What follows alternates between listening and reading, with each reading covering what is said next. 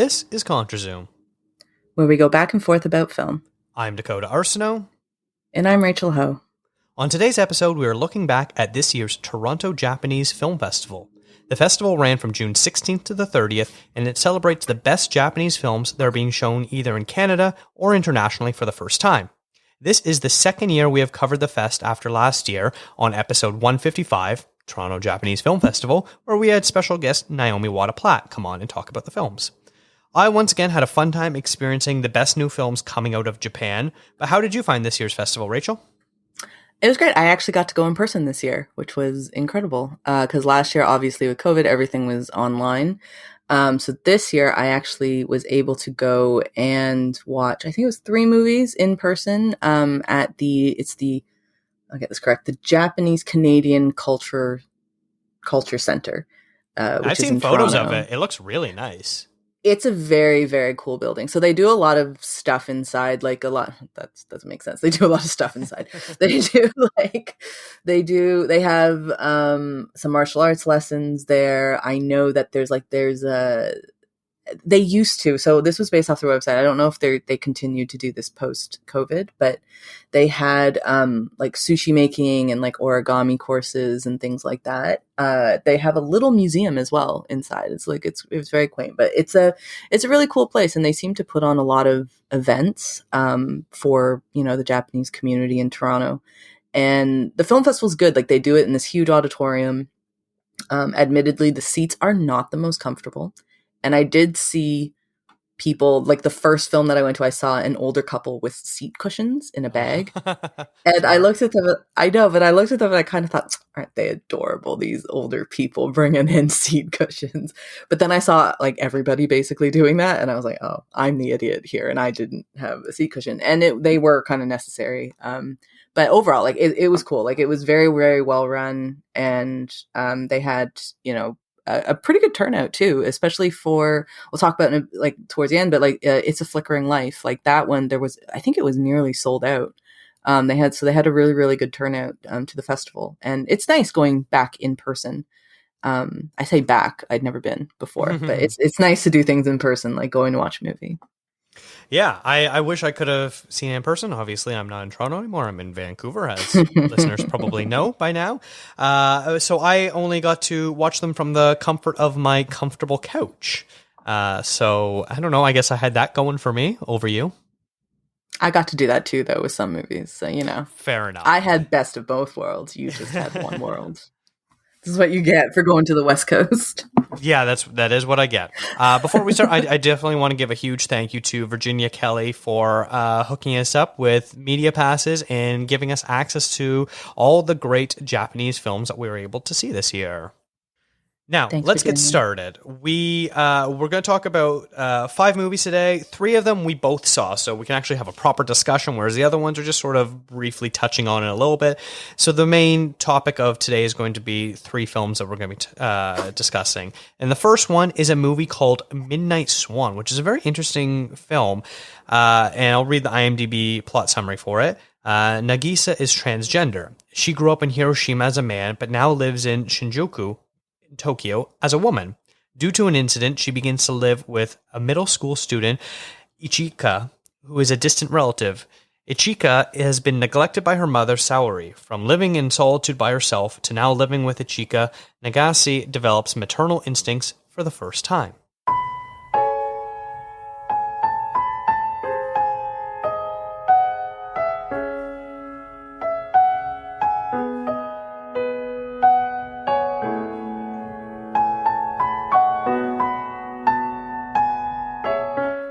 So this is, the plot summary is a little wordy, so doesn't quite explain it.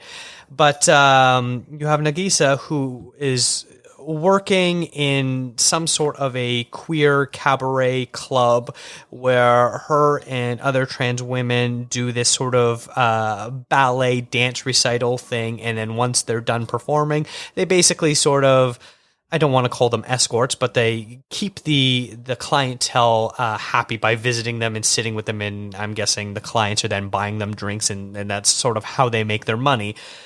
And she ends up being sent, I assume it's her niece. It's sort of I like this. An estranged niece, yeah. Yeah. The wording of the plot summary is a little off, but her niece comes to live with her and basically is going through so much trauma. She's basically nonverbal and has a really hard time opening up. And Nagisa is not exactly welcoming to having someone living in her small 1-bedroom flat.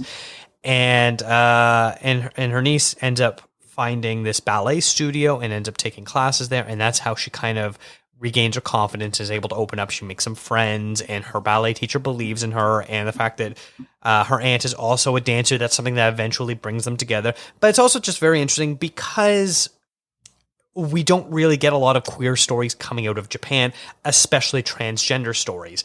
Now, can we say that maybe if this movie was made in North America, it might have to have been a bit more delicate with the way of slurs and language and casting may have been approached? Absolutely. But the fact that it was coming from Japan, it's a pretty landmark movie, I would say, and one that I think mostly works pretty well, especially the performances. The two lead performances are very strong. What did you think of this one, Rachel? Yeah, I liked it. I thought it was it's very dramatic, I'll say that. Like, there are some moments of like, but I feel like that's Japanese cinema in general. They're very, very dramatic at times. It's just kind of the style of the acting. But overall I liked the movie, and I thought it was, the thing that stood out to me was exactly what you said, in that, you know, Japan is still a very conservative country in many ways. And the younger generation, I know when we were growing up, the younger generation was already starting to rebel against this idea of, you know, what is a quote unquote proper individual, right? Like, whether that's man or woman or whatever. Asia in general is kind of behind the times when it comes to queer issues. So for a movie like this to come out in Japan specifically, it's incredible, and I love it. And I think, you know, it's interesting what you say about if it was released in the West, it might be a bit more delicate in the slurs and things like that. I actually love that it's not, because I feel like it's a bit more maybe realistic. Like, it's more to the point of what they're trying to show, which is life is not always easy when you aren't going down the quote unquote typical path of what, especially when it comes to sexuality and gender.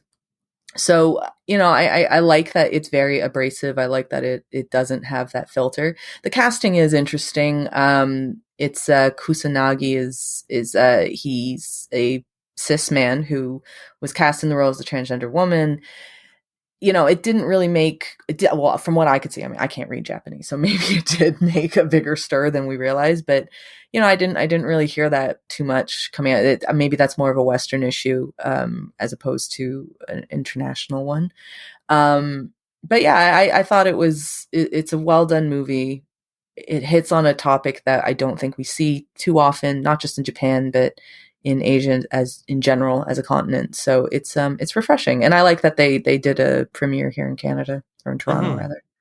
Well, to go on your point on the casting, it was only a few years ago that Eddie Redmayne won Best Actor for being in The Danish Girl. So it's not like we're miles ahead in the way casting is done. Yeah, I mean that's like a whole other can of worms too, you know, when you talk about casting in this light, because it's not to me, it's not like a very black and white issue. Like, just because you're not this doesn't mean you can't do that, right? Like, where you kind of draw the line, but that's a conversation for another day. Yeah. And it's sort of interesting because there's a moment, there's a section in the film where Nagase feels that she can't live as a woman anymore. She's realizing that she isn't able to earn enough money to provide for both her and her niece while working at this club, and she tries getting into sex work and is not into it right away, kind of gets assaulted and is like, this is a no-go for me. So she decides to try to get a job, but as her former male identity, which included chopping off her hair, dressing in men's clothing, and going by male pronouns and things like that. So there is a bit of a section where we see quote unquote male performance.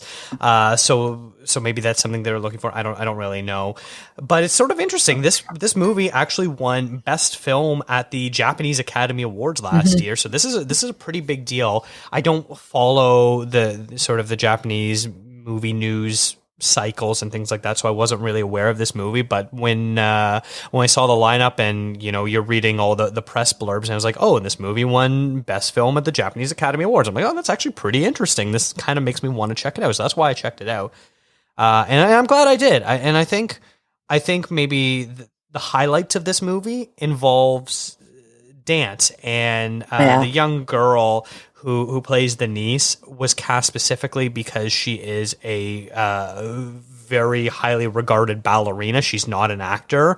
So the fact that she was able to turn in this fantastic and very layered and emotional performance, while also being able to show that, like, she basically has to act like a bad dancer for quite a bit of the movie, where she doesn't really know what she's doing. But then by the end of it, she has to be this full-blown, quite literally, the Black Swan or the White Swan from Swan Lake.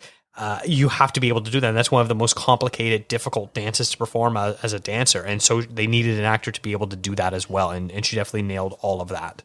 Yeah, that I completely agree with you. That was my favorite parts of the film were her, really. The actress' name is Misaki Hattori, who played Ichika. And I thought she was amazing. Like, when I found out that was her first movie, like her first acting role, I thought I was really, really impressed. And one thing that I like, and I'll give the credit to the director, it's E.G. Uchida. He, let her look like a teenager. Because I find sometimes, and this is probably like a very Western movie thing, but, teenagers don't really look like teenagers anymore. They just have, they're very glammed up these days, and they just kind of look, they're probably, most of them are 20, which is why they look 20.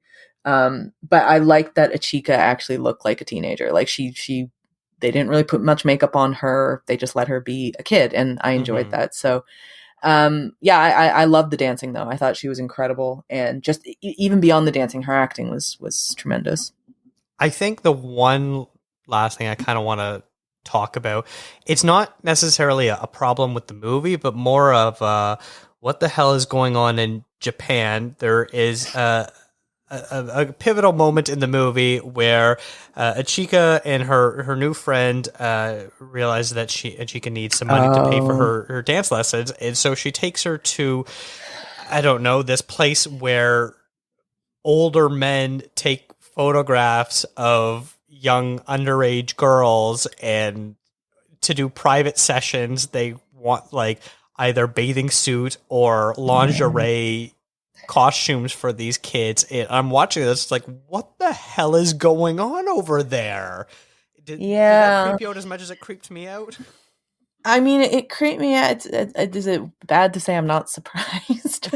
Like, it's disgusting, right? Like, it's terrible. But again, like, another one thing that I'll notice, I note about Japanese movies in general, is they do have a very long runtime.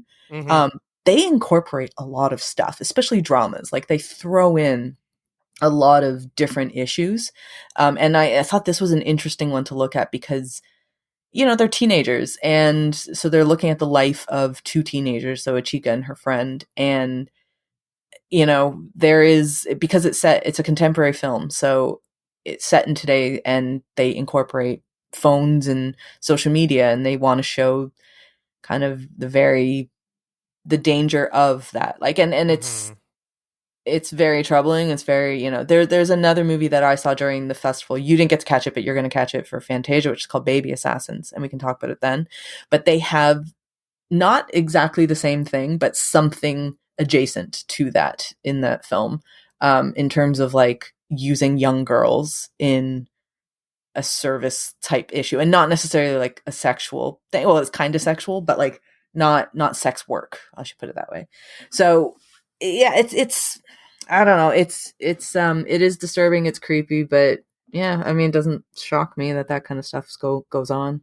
And I think, sometimes I think we look at those as being like what's going on over in Japan. I wouldn't be surprised if something like that was happening here as well, like in North America. Like that's what the movie Zola kind of was bringing to light. Was people always think of sex trafficking, human trafficking as an international issue, not a North American issue. But actually, it's in our own backyard as well, and we just don't know it sometimes because, you know, we live in a very kind of privileged time. And, well, I mean, the characters in this film are fairly privileged themselves, but yeah, I think sometimes we don't think it's in our own backyard, but it wouldn't shock me to find out that it was. Yeah, absolutely. I'm not saying it makes the movie worse. It was just like a very like what the hell is going on sort of moment as a way for, I can't remember how old this girl is supposed to be. I think like 11 or 12 or something like that, like very young. Are they supposed to be 11 or 12? I thought they're in middle school. Yeah, they are middle school kids, so they would be max 13 years old. Yeah, so I don't quite know how the school system works in Japan as far as ages, but yeah, she was definitely a middle school student. So you can assume North American standards, it would be between 11 and 13, basically. Jeez. I know. Yeah, I know. That's a great note to end off. It's still a very good movie and a very interesting portrayal of what modern trans life is in Japan, and you know, it's still a very difficult and uphill battle for people who are trans and trying to get the respect and rights that they deserve. And, you know, we see in one scene where Nagisa goes for a job interview and she's basically, I don't know how to say it, but like the man interviewing her is just so fascinated by her and not necessarily in a polite way. And even in the way of like they're interacting with the clients at the club, like there's one guy who's there with some female companions and talking about how these men are putting them to shame. They're way better dancers, all this sort of stuff. It's a very uneasy feeling watching the portrayal of how trans life is in Japan at times.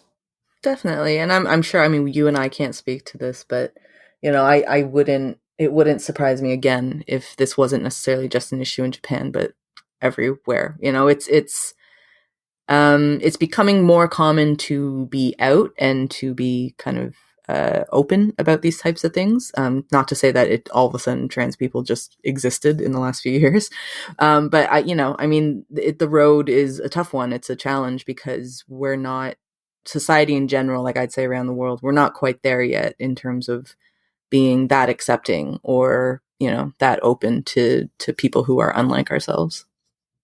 Mm-hmm. So let's move on to the next movie we want to talk about.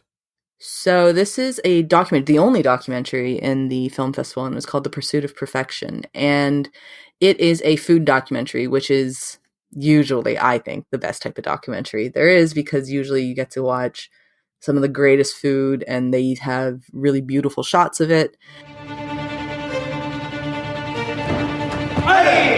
忠実に自分の頭の中にあるその里山の風景をお料理という形にこう出していってる。料理は後です、間違いなく。100点当たり前で2000点ぐらいにしたいんですよ、私の中では。負けたくない相手は自分。うまい。There was a great documentary last year at Hot Docs called Come Back Anytime, which was about a ramen house in Tokyo. And then, of course, there's the big kind of, I would say the most famous food documentary from Japan, which is Jiro Dreams of Sushi. This is kind of attempting to go in the same vein as that, or at the very minimum capitalize off of, I think, Western audiences' appetite for Japanese cuisine and an interest in Japanese food culture. So this was directed by, and I apologize if I pronounce it improperly, Toshimichi Sato. And he decides to focus on 4 chefs in Japan, specifically in Tokyo's upscale food scene. So it's all luxury and it's all, it's not Come Back Anytime. It's not like a quaint little ramen shop that's really sweet and comforting. This is all very like Michelin star, very, very high end food. So we follow 4 chefs. There's a 2-star Michelin or 2 Michelin star, Kaiseki restaurant. There's a pastry chef, and it's the only female in the crew. And she's actually one of the only few notable chefs in Japan who's a female who's a female, who is female. And then we have an omasaki chef and another Michelin star sushi restaurant by Takaki Sugita. And he takes this, like, each of them, the four of them basically take you behind the scenes of their restaurants and the types of food that they serve. Some of them go through the process, like even looking at the farming and where they get their produce from, those kinds of things. I had a bit of an issue with this documentary just simply because I thought it is a very, very short doc, first of all. It's only, I think, just over an hour, like maybe, I think it's 80 minutes or something like that. And it kind of operates like four separate vignettes. It doesn't have a through line across the four different chefs. Some of those stories behind the four are really interesting, and you would want to dive into it a little bit more. But because there's a short runtime, because there's four of them, you literally just get glimpses into all four. And I would have preferred it if this were like a mini series almost, and you could have, a solid 30, 45 minutes on each of them, because they all have a very interesting story to tell and to get to the place that they've gotten to in a city as competitive as Tokyo when it comes to food. I find that interesting. And to me, it was a bit of a miss. And, they called the film The Pursuit of Perfection. And I kind of thought that there would be some sort of commentary or discussion about what perfection means and how these four in particular, who are arguably working at the top of their fields, have been trying to get this. But there's not really, there's no narrative throughout. It's literally just four profiles of four chefs. And I found it a little bit wanting. Like, it just didn't hit me in the same way that I think a good documentary could have. And I don't know if it's the stories of the four. Maybe they're just not as interesting as I think that they would be. But yeah, it kind of missed with me. How'd you like this one? Yeah, unfortunately, I really feel the same way. I'm a big fan of the Netflix series Chef's Table. Mm-hmm. It was created by the director of Jiro Dreams of Sushi. And so if you like Jiro Dreams of Sushi, you would really like Chef's Table. And if you've seen one, you should see the other. Chef's Table is literally one of my favorite TV shows ever. I love, I know it's a oft used phrase, but food porn.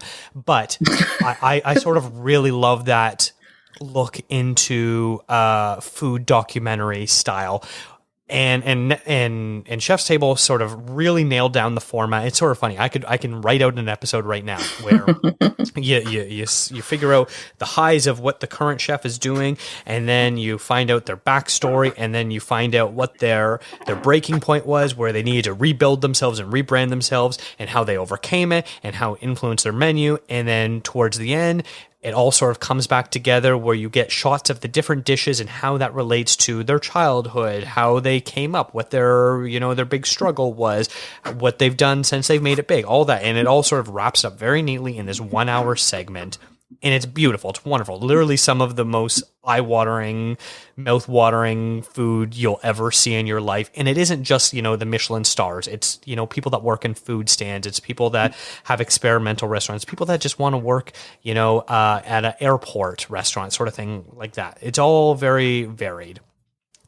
But this movie feels like it was trying to do the exact same format of that. And quite literally, I'm watching it, and I'm like, this feels a lot like Chef's Table. So I'm trying to look up who's involved, who produced it, who financed it, the director, all this sort of thing. And I'm seeing no connection whatsoever. So I don't know if I missed something or not, but this really kind of feels like a Chef's Table ripoff, and not in really a good way, unfortunately. Like you said, it's just sort of four vignettes. There's no really connecting through thread. You said during Midnight Swan, a lot of Japanese movies are really long, and I found that when I was like, oh, I got a couple hours, I should probably see what I can watch. Oh, this is 2 hours, this is 2 hours, 2.5 hours, 2.5 hours, over 2 hours, 3 hours. Oh, wow, not doing that one. And then Pursuit of Perfection barely clocks in at an hour 20. Yeah. And this is a sort of thing where it really probably would have benefited if it was longer. It's just funny, isn't it? Because usually, you very rarely these days, Japanese movie or not, rarely you go, I feel like this movie should be longer. Like, you don't usually say that. But yeah, I mean, It's unfortunate. I think too, one of the things, I don't know if this bothered you about it, but you know, you mentioned in Chef's Table, they don't just focus on the Michelin star. They focus on all sorts of cuisine and restaurant stands, different types of chefs in different capacities. Whereas this one was, I mean, and it's kind of right from the outset, they say it, they don't try to hide it. It is about the upscale, the upper echelon, the very luxurious food culture of Tokyo. The one Which that in itself is fine. I am interested in that as well. Yeah. I see. Okay, that was kind of for me. I had to take a step back at one point and say, is it annoying me that everything here is not to say that like if I watch Chef's Table, I'm going to go and visit every single place that they go to, right? Like it's not that, but it just kind of felt at some point some of these were just. It felt very like boastful and just showing off. Like, okay, you know, like I trained with Joel Robuchon, and it's like, yeah, good for you, buddy. Like you know, whatever. And but I had to, like, I tried to take a step back and say, like, is it just me going, this is not my taste? Because even if I could afford to go to these Michelin star restaurants, I would not waste my money doing it because I personally don't really think it's worthwhile. Not like, I mean, I shouldn't say not all the time, but like, you know, it's just not my kind of thing. It's not my thing to go to restaurants that are saying like, oh, you have to make a reservation. Only 5 people get in every evening. You need to know somebody to get in. Like even, I can't remember which restaurant it is. I think it's Yosuke Suga's. Yeah, it was the woman's restaurant where it's only like a 6-person table. And she only there's that, but there's like another one. So I actually went on the restaurant's websites for each of them because I was just curious. Okay. And there was one, I think it's Yosuke Suge, who he's the one that worked under Joel Robuchon. And that one is like, you can't even make a reservation. Like you need to know somebody to get into that restaurant. Like you either need to know the chef, you need to know Suga, or have some sort of connection to the restaurant in order to go eat there. And part of me is just like, get over yourself. Like that's not what food should be. Food shouldn't be this exclusive thing. Like food is a necessity of life, and it should be something that, you know, everybody gets to share in. And I'm not saying that we should all be able to go to Michelin star restaurants, because then that would devalue what a Michelin star means, I suppose, in its own way. Although like there are plenty of Michelin stars that are like stalls and just food stands as well. So it's not just these types, but it just kind of rubbed me the wrong way. And so I really had to take a step back and just be like, am I not liking it because this is just not to my taste? But then I kind of looked at it a bit more. I'm like, no, I think it's just like not a very well constructed documentary in general, regardless of what the content is. I think, you know, we've got these 4 stories and they're basically only about 20 minutes each once you break it down. Yeah. And basically, if the 4 stories, the way they approach them was just one of the stories, I think it would be a lot stronger, because I'm probably going to butcher some of things because I don't have notes in front of me right now. But like the first chef, we find out about how he got started. So we get that whole sort of backstory and what sort of led him to where he was today, about how he had to pick his location and move and all that sort of stuff. And then he was the one that started as the karate athlete, right? Like he had a really big thing into karate. Yeah. Yeah. And that's why I was kind of feeling like the Chef's Table sort of thing, where they're sort of marrying the past, the history with who the person is today. I can't really remember too much about the second chef. The third chef was the woman. And so we get this story about how she's having to overcome hurdles today about being a female chef and quote unquote a celebrity chef, that sort of style in her branding, and how she can be very popular, but she still has hurdles to face. And that was very interesting. And then the last chef, we get this guy who cares so deeply about his ingredients, and we see him at the fish market, and he knows exactly what are the right fish to have, and his cooks are always amazed by, hey, this fish doesn't really look like much, but then when you cut it open, oh my gosh, look how beautiful it is. This is phenomenal. This is the best tasting fish I've ever had. It's amazing.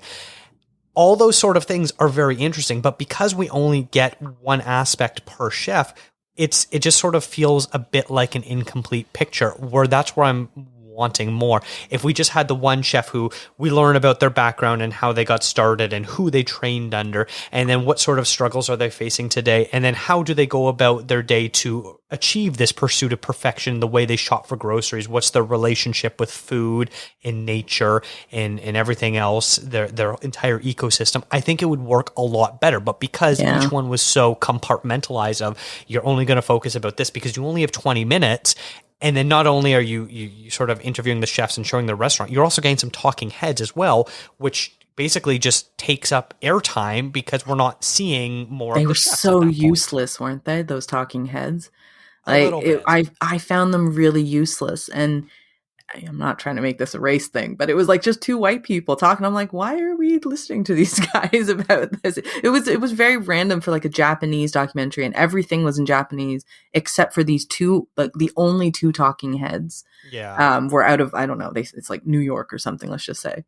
And I just felt like, I'm like, I don't need to know from them what their reputation is, because it's very clear. If you tell me you've earned 2 Michelin stars, well, I get what your reputation then is, right? Like if you tell me you own a restaurant that only caters to 6 people in at a time, I get what kind of success that you've gotten, what awards that you want. You know what I mean? Like we didn't need the talking heads, and you're right, it just takes up airtime. Yeah, absolutely. That's too bad. I feel like we're just kind of piling on now. Yeah. So let's move on to the last movie that we both saw, and it's a movie called It's a Flickering Life. それが映画だよ、ゴーちゃん。カットとカットの間に神が宿るんだ。映画の神様が。ゴーちゃん、始めるぞ。ゴーちゃん、行こう。よーい。シーン1カット1、シンクロナンバー1。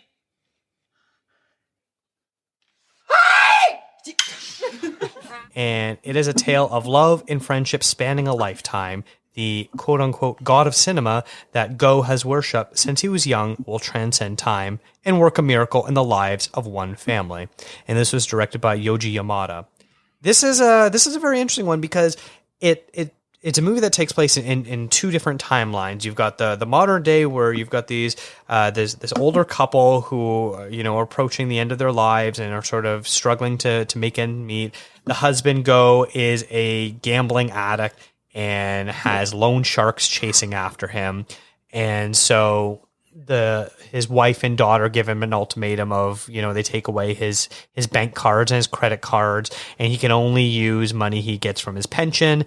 Because that gets sent directly to him, and he should spend his days in the movie theaters because he used to work in the film industry back in the day. And then the flashback sequence, which is the other half of the movie, it's basically this 3-way love triangle between this married couple and how they met, but also Go's friend who worked as a film projectionist and was originally dating Go's wife for a while. So you've got this interesting sort of love triangle, and then how it connects to today. And then eventually the friend is the owner of the cinema that Go goes to. So there's a lot of overlapping, and this is another movie where much like Midnight Swan, there was a lot of it that I really liked, and some of it that didn't quite work for me in the end. Once again, I think length probably has something to do with it, where if it was maybe edited down a bit, I would probably appreciate more and find it more concise. But overall, I thought it was a pretty enjoyable movie, and one that was funny and had some good heart to it. What about you, Rachel? I liked it. I think it let me see, how do I put this? It connected to me on a very personal way in some senses, just in terms of, the relationship between the husband and the wife. And I like the back and forth going into like the old school Japanese, kind of the golden era of Japanese cinema, like their version of that. And I enjoyed that. I agree with you. It was very long. Like it was a very long movie, and they do throw everything and the kitchen sink into it. But it's very heartwarming, and it's like, it can be kind of corny at times. Like there are moments that it is a little bit corny, but I think overall, it's a very heartwarming film. And I've been trying to find the name of the actor, but there was another actor, like a very popular actor in Japan, who was actually supposed to play the role of Go, but he unfortunately passed away of COVID very early on, and he was one of the first kind of big names in Japan to pass away from COVID. Actually, this was quite early days and during the pandemic. So the film kind of took on a bit more of a I don't say a personal level, but more of almost because it's looking back at cinema, and this particular actor is a very well-known person within Japanese cinema.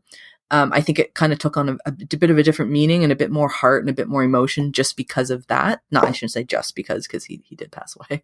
But yeah, it's an interesting film, and I think it's one of those just kind of an epic drama, and it we talk about Midnight Swan doing well at the awards and things like that, and It's a Flickering Life is the same thing. It's done quite well in terms of nominations and recognition within the Japanese film industry. Yeah, it was actually nominated for this year's Japanese Academy Award for Best Film, but it lost to a little movie called Drive My Car, which basically swept the awards. God forbid anything that had to go up against Drive My Car. I mean, I know. Yeah, too bad. Interestingly enough, the part that didn't work the most for me was actually the love triangle. How did that aspect work for you? I wouldn't say it didn't not work for me. Like, it wasn't anything that necessarily stood out to me, but I don't think it was something that I looked at and go, oh, I don't really like that. Like, I think the wife, she could have chosen a bit better. She probably should have chosen better. But that's life. And I mean, that's kind of, something that I think she obviously had a choice back then. I don't think they didn't make it out to seem like she had to marry one over the other for any particular reason beyond who she was in love with.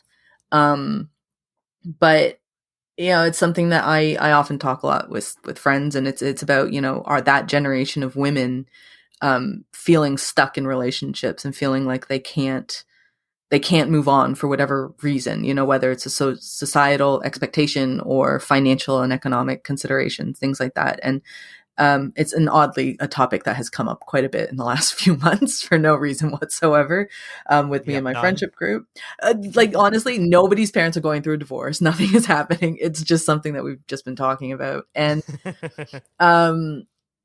and this, I think that's why this kind of drove home a little bit for me, was this woman who, I think they talk about, she got cheated on, and he actually left at one point, right? He left her at some point, and she stood by, even though when the gambling, the loan sharks would come by and try to collect on the debts and things like that, she was the one who had to give up her money, her wages. She was the one that was always at home, and when he was out doing whatever to whoever, and that kind of stuck with me. So the love triangle bit, I guess when I think about it, it kind of falls to the wayside and being a bit irrelevant, because it doesn't actually come to fruition very much. Do you know what I mean? There's not a big payoff to there being a love triangle. It didn't take away from the movie for me, though. It was just kind of there. I just found it sometimes focusing a little bit too much on that. I guess, maybe that was the whole point of the movie, was the relationship aspect of it.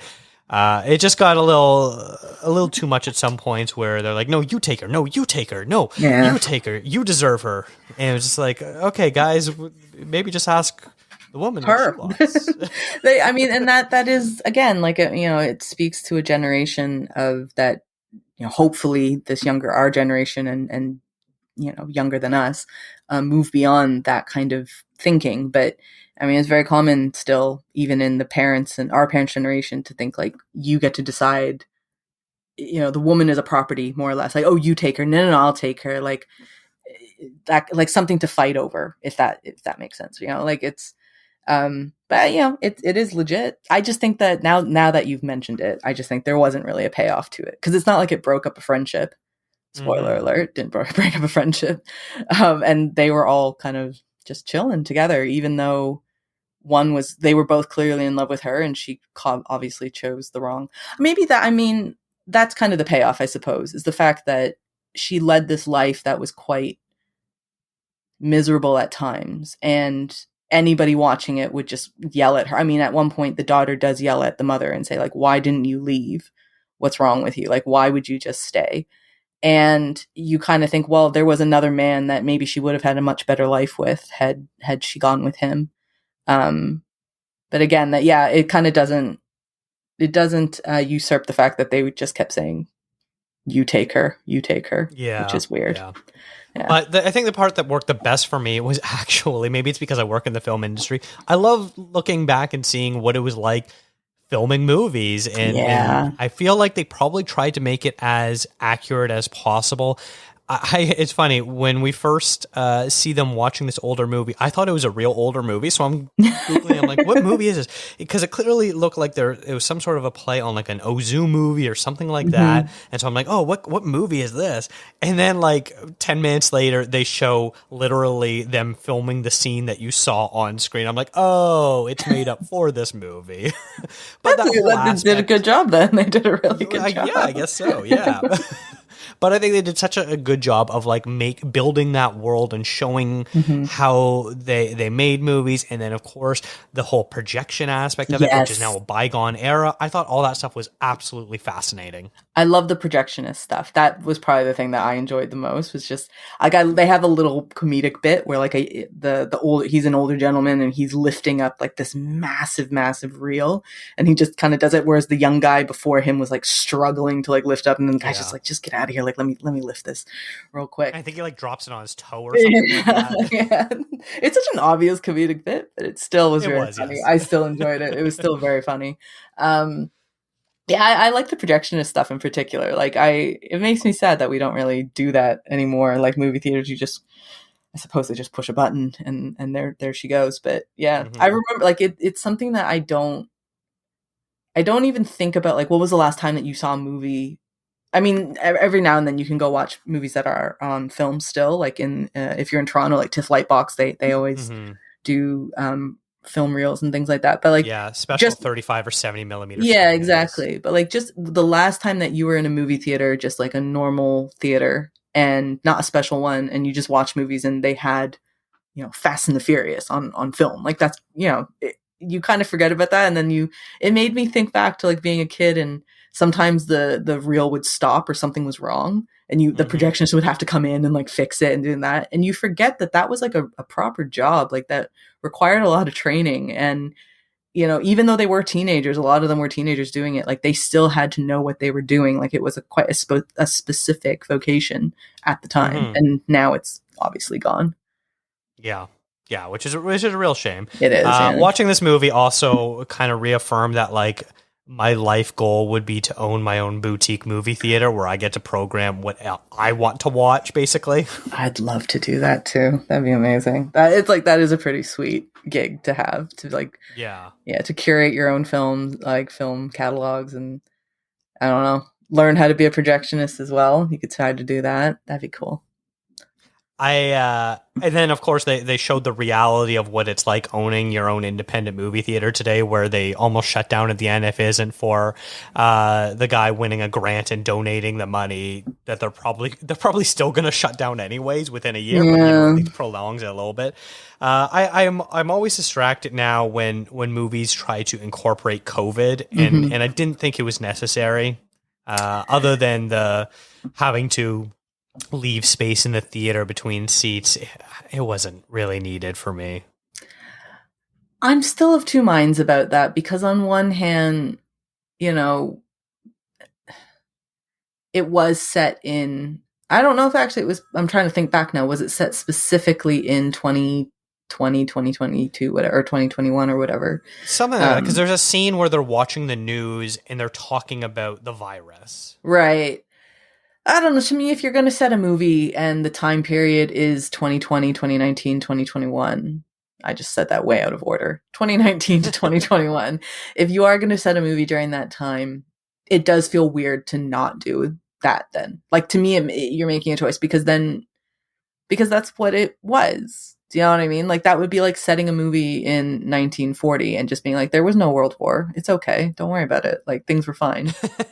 It's a massive thing that happened in the world. And I think maybe we're just too close to it. Like, maybe there hasn't been enough time has to pass for us to look back on it with a bit more, I don't want to say nostalgia, because nostalgia is positive, but like to look back on it with thinking like, yeah, that's what it should be. Yeah, I don't know. To me, it just seems something too big to ignore and too big to say, let's just not include any of that and act as if it didn't happen. Yeah, I'm not too sure. But either way, I thought it was a really fun and enjoyable movie, especially if you enjoy the aspect of inside baseball, behind the scenes, movie making. That sort of stuff was really fascinating. The period piece scenes, I think, were probably my favorite. They were a little more subtle and grounded in reality, but still an overall a very, very light and enjoyable movie. I agree. And I think the next movie, we can segue into that really nicely because it was also a COVID movie. So there you go. This is one that you didn't get to watch. I saw this actually in the festival, not cushy, not on my house cushion at home, being very comfortable.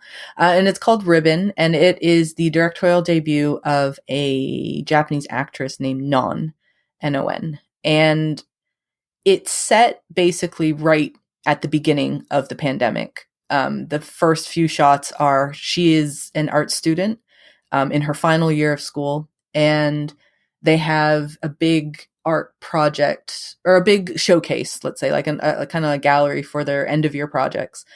And the opening shots are all of them wearing masks and many of them destroying their art projects because everything's been canceled. So they're not having the showcase anymore. School's been canceled. They all have to go home. Most of them don't have room to store their art pieces if they're really big structures or massive paintings and things like that. So a lot of them had to destroy it. And it shows it's not hiding the frustration that a younger generation had about what was going on then. And the whole film, it follows this young girl who is living on her own in the middle of the countrywide lockdowns in Japan, and just about what she went through and kind of like her creativity slumping and just not finding any motivation to do anything, waking up at 12 o'clock in the afternoon because she had nowhere to go and nothing to do. And this one does take a bit of a satirical look at overkill of PPE and the 6 feet. Like at one point her parents come to visit and her mom is just completely decked out in just a ridiculous amount of, it's not even real PPE. And if you're Asian, like your mother probably did the same thing too. It's just like it was ridiculous. And then her father comes by with literally a 6-foot pole, and he's like walking around trying to shove people away from him to be like, this is 6 feet. You need to back up, kind of thing. And I love this movie. I genuinely really, really loved it. And I almost kind of wish I had gotten a screener for this versus going in, because I would have watched it again if I had a screening link to it.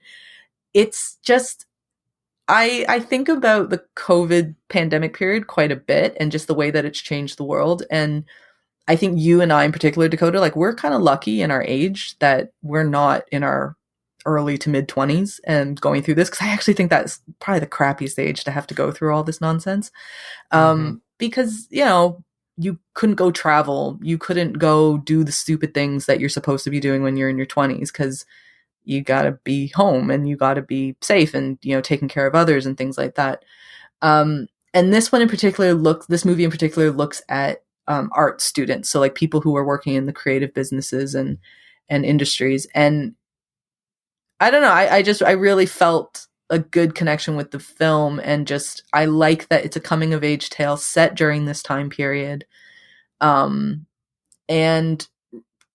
just kind of shines a light on the fact that there is, for as much as we should all be obviously very grateful that you have your health and that your loved ones are still here, even beyond that, there's a lot of people who just years have been taken from them. I guess all of us, years have been taken from us because of this.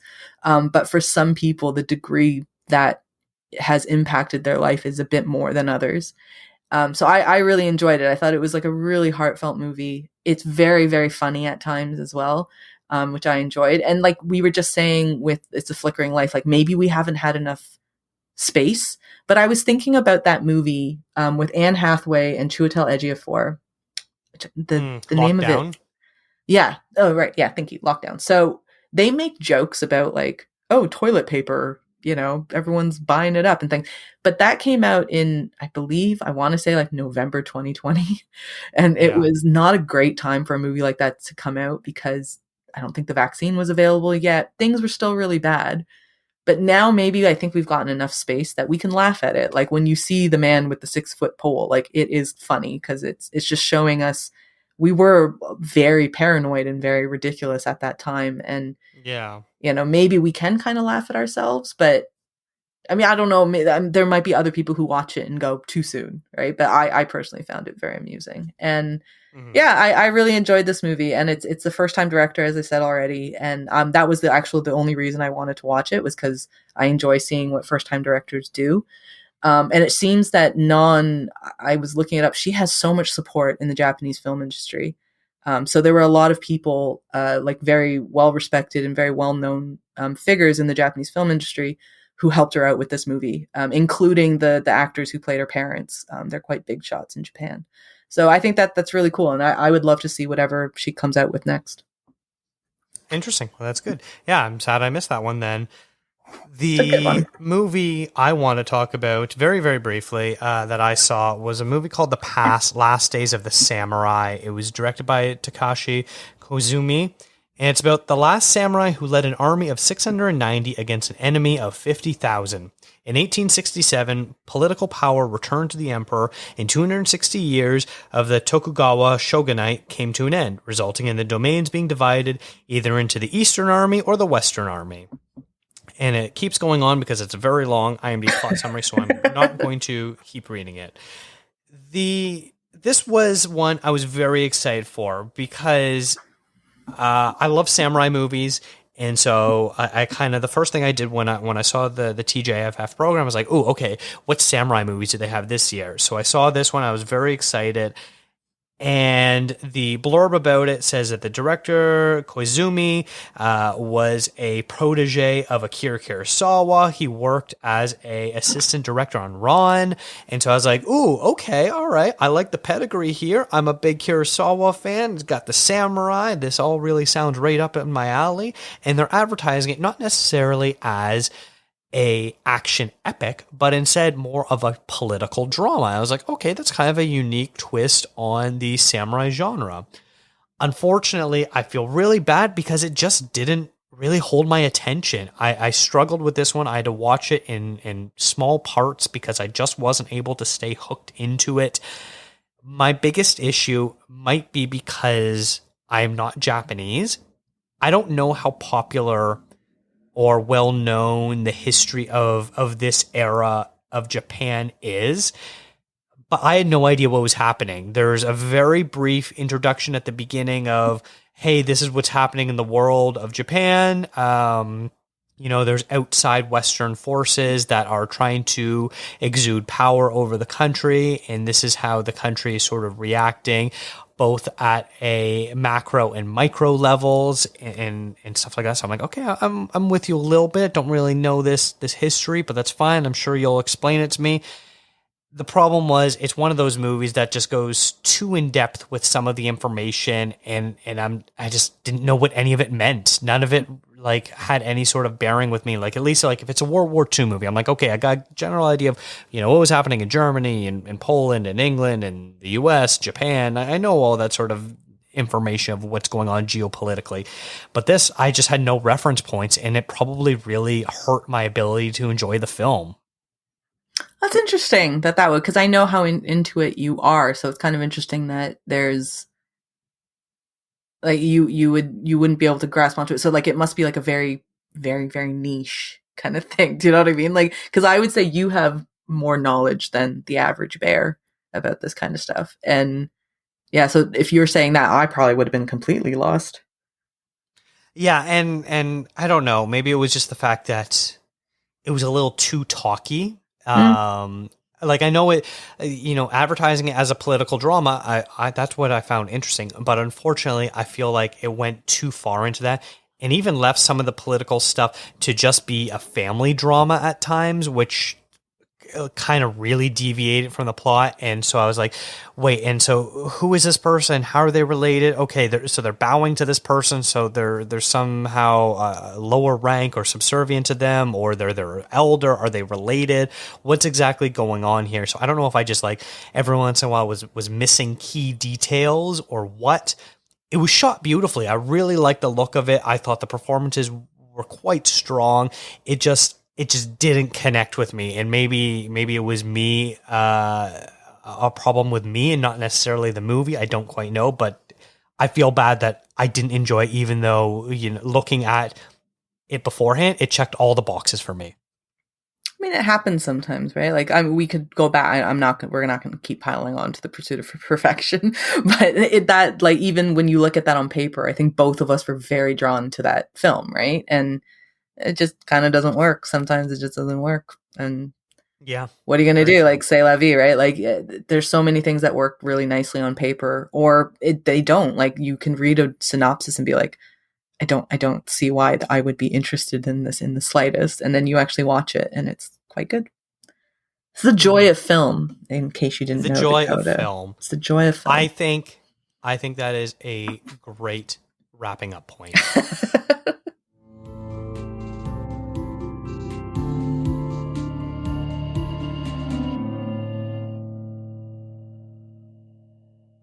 Thank you for that segue. No problem. We should end every episode on some just deep thought. It's the joy of film.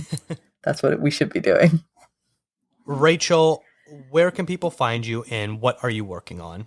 You can find me at rachelkh.com. In terms of what I'm working on, I suppose in keeping with this episode, I did write a few reviews for some of the films that we talked about, some that we didn't. And I believe they're over. One is at Exclaim and a few over at That Shelf. So that'd be good to check out. And also, you know, both of us had done stuff for last year's festival as well. There's some, I like the Toronto Japanese Film Festival. I like that because it's not the easiest thing in the world sometimes to see movies, especially newer films in Toronto. If they're not Canadian or American or British films, it's not the easiest thing in the world to catch them. So it's nice that we have this chance.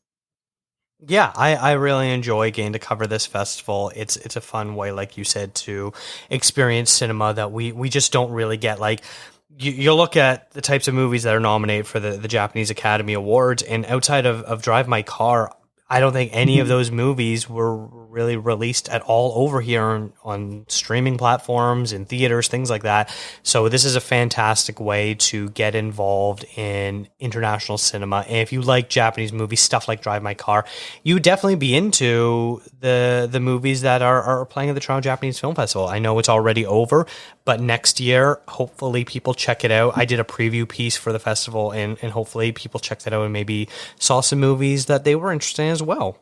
And I think some of these movies will be getting a VOD release as well in Canada. Like, I know Baby Assassins, I mentioned it quite briefly, that is getting a film release, a VOD release specifically. So every now and then these movies do get like some form, especially now with digital, right? Like, it's a lot easier for them to have them come out to the rest of the world, which is nice. Mm-hmm. Yeah, absolutely.